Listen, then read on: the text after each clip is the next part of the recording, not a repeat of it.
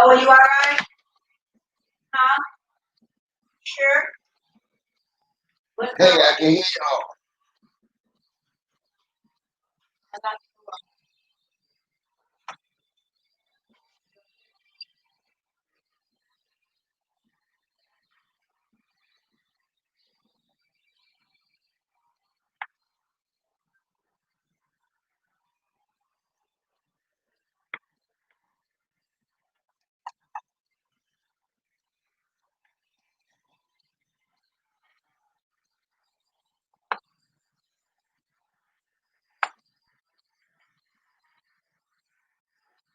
Hello, everybody. I like that music. Yeah.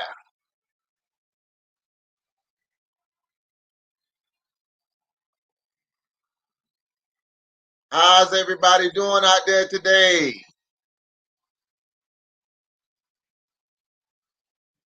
Hello, Michelle Young and family. How's you all doing out there today? All right. Wow. Wow. We are excited about today. Today is what? Today is May the 28th. That's right, it's May the 28th. And we are concluding our week for story time. I've been excited. I'm always excited. It's really one of the best parts of my day. Reading to all of my children out there. You already know the rules. Tell us what you ate today. What did you have for breakfast today? I'll tell you what I had. I had a great breakfast today. Had a little takeout. We didn't do any cooking today, but we had. I had grits, eggs, and steamed catfish. Ooh, yummy, yummy, yummy. Everybody else had grits, eggs, and bacon. Some had grits, eggs, and pan sausage. But guess what, guys? I have some exciting news. Today, my youngest son graduated. He's moving on to kindergarten. Everybody say, yay, Joshua, yay. Congratulations. Joshua Austin is now officially a kindergarten. Don't tell anybody. I thought he was going to first grade. Oh, man, that's exciting. Well, let's get to today's story. I picked today's story because I think this story is much needed in our society and in our community. I thought that this would be an appropriate book to read to our little kids today.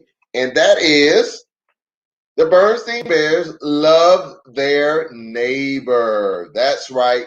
The Bernstein Bears love their neighbor. Hello, Mo. Hello, Maya. Hello, good people out there. Good to see you this morning. Are you ready? Let's get started.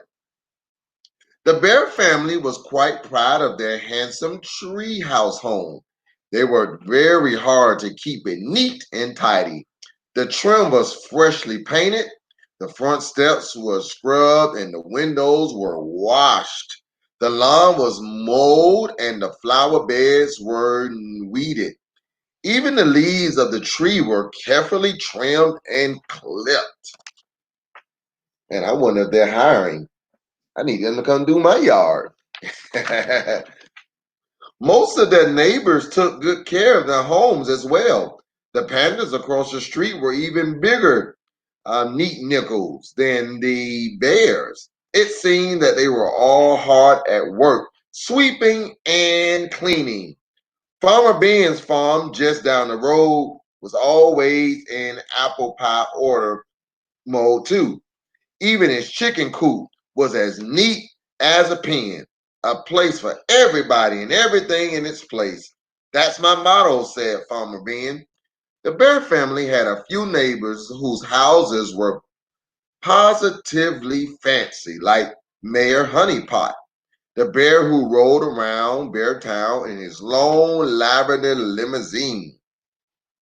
His house was 3 stories tall and built of brick. It had a big brass knocker on the front door and statues of flamingos on the lawn.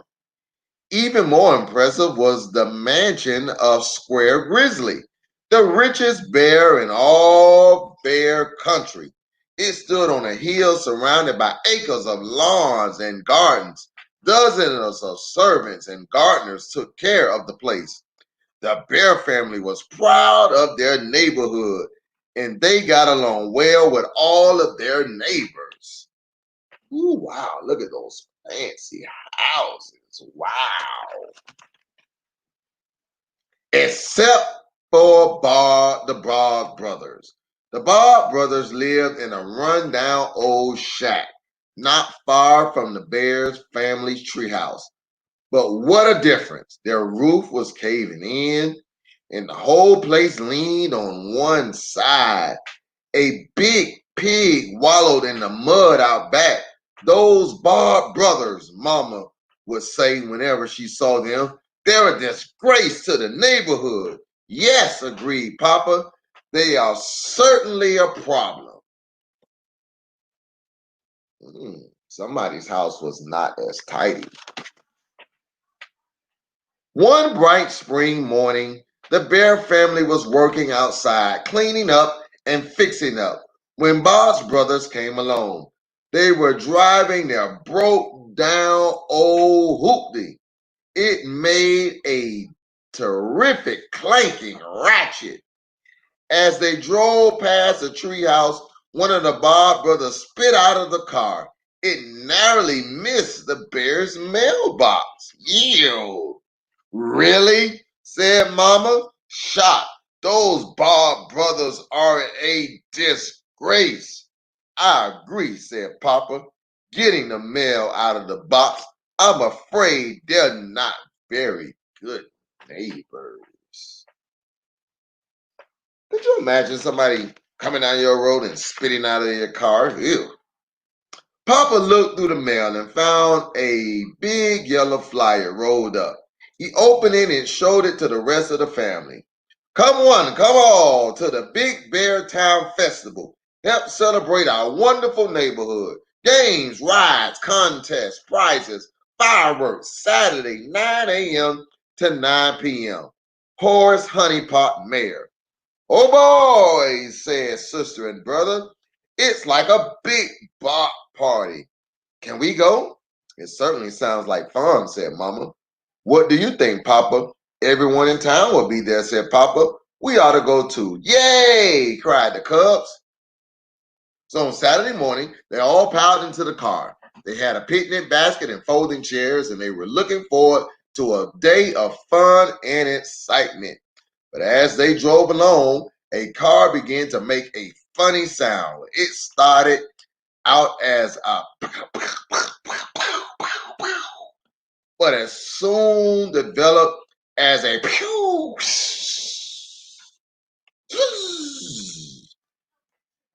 Oh boy, somebody's car sounds like it's breaking down.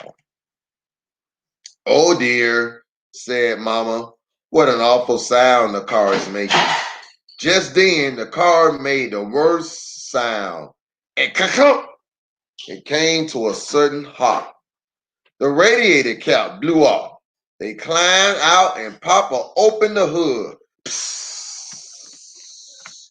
Water is going everywhere. I guess it's overheated, said Papa, waving at the cloud of steam with his hat. Oh no, said Sister. How are we going to get to Bear Time Festival? Maybe someone will stop and give us a hand, said Papa. Hopefully. Look here. Look, here comes a car. Let's all wave. Maybe they will stop. I wonder who the car is going to be. Let's see. It was Mayor and Mrs. Honeypot in their long lavender limousine. They were on their way to the festival too. Their car slowed down, but it didn't stop. The mayor leaned his head out the window. Sorry, we can't stop, he said. We're already late. I'm the master of ceremonies today. I've got to be there on time. I'm sure someone else will stop to help you. And he pulled away and peeled his tires. Said Papa. Maybe someone else will come along. Soon, another car came along. It was Square and Lady Grizzly being driven to the festival in their big black Grizzly Rolls Royce. They slowed down too. Lady Grizzly rolled down her window. I'm afraid we can't stop, she said. We don't have time. I'm the judge of the flower arranging contest. We simply must hurry. And that was that. They pulled away. Wow, do you see this? This is terrible. Maybe no one is going to stop, said Sister. Maybe we're never going to get to the festival. One of our neighbors is sure to stop to help us, said Mama. After all, that's what neighbors are for. Yeah, said Brother, but do they want or do they know that? A cloud of dust appeared down the road. Here comes someone now, said Sister eagerly. The dust cloud drew closer, and they could hear a clanky, ratchet sound getting closer. Oh no, said Papa, shading his eyes and peering down the road. If that's who I think it is, it was, it was the Bog Brothers. They came clanking up in their raggedy old Japola automobile and screeched into a halt.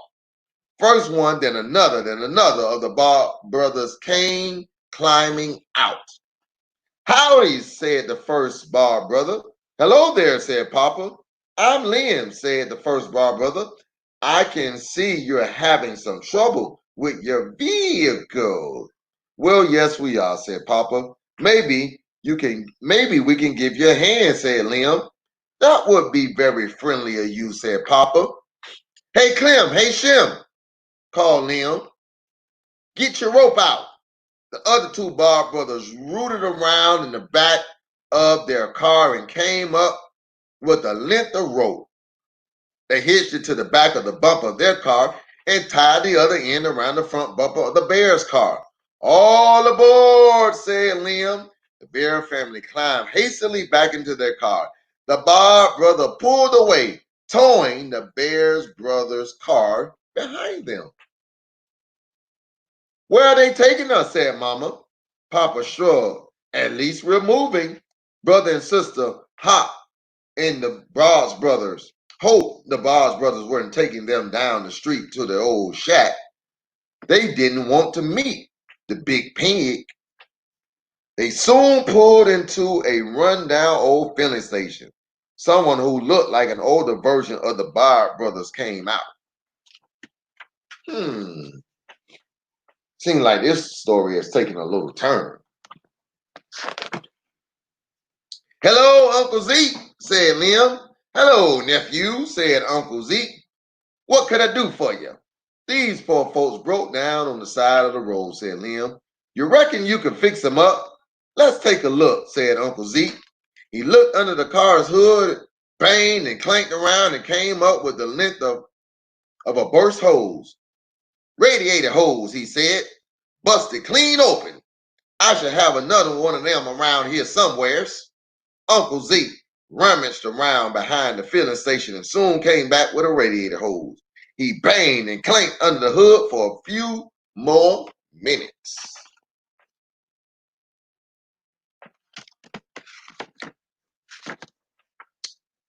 There, he said, wiping his hands. Good as new. We'll top off the radiator and you folks can be on your way. Thank you very much, said Papa, relieved. He shook hands with Uncle Zeke and the Bars brothers. Thank you, said Mother, brother, and sister. Honey Bear waved. How much do we owe you, said Papa, reaching for his wallet. Nothing, said Liam. This one is for us. After all, we're neighbors.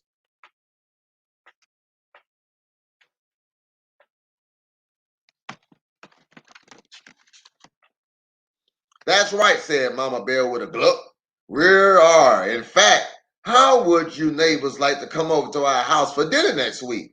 Papa, brother, and sister all stared at Mama with their mouths open.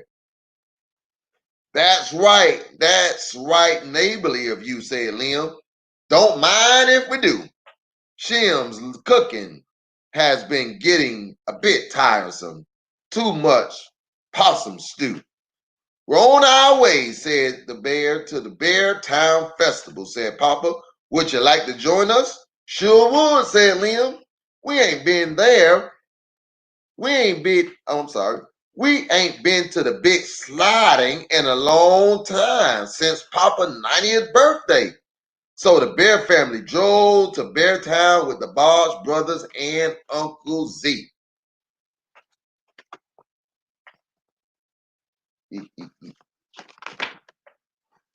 They were a little bit late, but they hadn't mentioned much.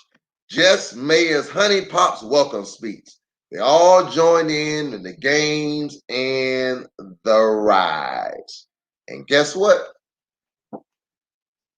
The end. Wow, what an interesting story. You know, the Bear family kind of had a little, let's say, little feel such a way about the Bob's brother because they felt like their house and their car was better than theirs. But guess what? The Bear family car broke down, and all the neighbors that they loved and gave great compliments to, they all passed them by. And who stopped? That's right, the Bob's brothers, the one with the beat down, raggedy car. They were the ones to come to their rescue. As a matter of fact, they even paid to get the Bears car fixed for free. So you know what that means? You can't judge a book by its cover. You know what that also means? We have to all make sure that we love our neighbors just as ourselves. Because guess what? You never know. It may be the least person that you ever expected that they will be the ones to help you. The people you think will help you, sometimes they're not the ones that will help you. So listen, that's our story today. I love it. So whatever you do, love your neighbors. Black, white, we're all precious in his sight. Do us a favor, like this, share this with some other parents and some other friends and let them know Pastor A is doing story time again. Our week is up for story time. We look forward to seeing you next week, Tuesday, Wednesday, and Thursday, right here, Facebook, Instagram, Twitter, and YouTube for story time with Pastor A. But before we go, I have some neighbors on my own that would like to say goodbye. Hey, say hello to the new kindergartner. Say hello, world. Oh, he's shy. Now he's a little shy. Say goodbye, everybody. Bye. See you soon. Bye-bye.